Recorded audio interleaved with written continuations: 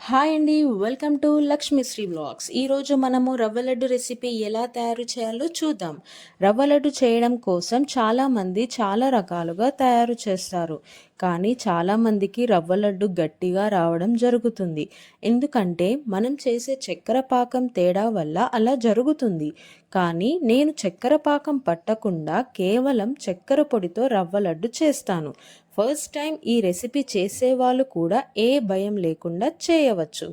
చాలా టేస్టీగా వస్తుంది. దానికోసం కావాల్సిన పదార్థాలు: కట్ చేసి పెట్టిన డ్రై ఫ్రూట్స్ అంటే బాదం, కాజు, కిస్మిస్, 4 నుంచి 5 వరకు తీసి పెట్టిన యాలకులు, 1 కప్ వరకు కొబ్బరి పొడి, సన్న రవ్వ 1.5 kg, చక్కెర 1.5 kg, ఇంకా ఇంట్లో చేసిన నెయ్యి పూసగా రుచిగా రావాలంటే కమెంట్ చేయండి, ఆ వీడియో లింక్ పెడతాము.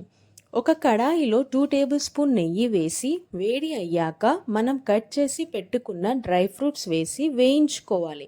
డ్రై ఫ్రూట్స్ వేగేలోపు మన వీడియోకి లైక్ చేసేయండి. ఈ రెసిపీ ట్రై చేసి ఎలా వచ్చిందో కమెంట్ చేయండి. అలాగే మన ఛానల్ని కూడా సబ్స్క్రైబ్ చేయండి. నెక్స్ట్ మనము అదే బాండీలో బొంబాయి రవ్వ వేసి దోరగా వేయించుకోవాలి. ఈలోపు మనము చక్కెరని సెమీ గ్రైండ్ చేసుకోవాలి. ఇప్పుడు ఒక గిన్నెలో వేయించుకున్న డ్రై ఫ్రూట్స్, చక్కెర పొడి, తరువాత దోరగా వేగిన బొంబాయి రవ్వ వేసి అంతా కలిసేలాగా కలపాలి.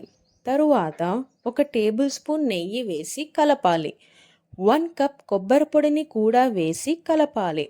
తరువాత కాచి చల్లార్చిన పాలు కొద్దిగా పోసుకుంటూ లడ్డూలాగా చుట్టుకోవాలి. అంతే అండి, ఎంతో టేస్టీగా ఉండే రవ్వ laddu recipe ready. Please like, share, comment and subscribe to our channel Lakshmisri vlogs. Thank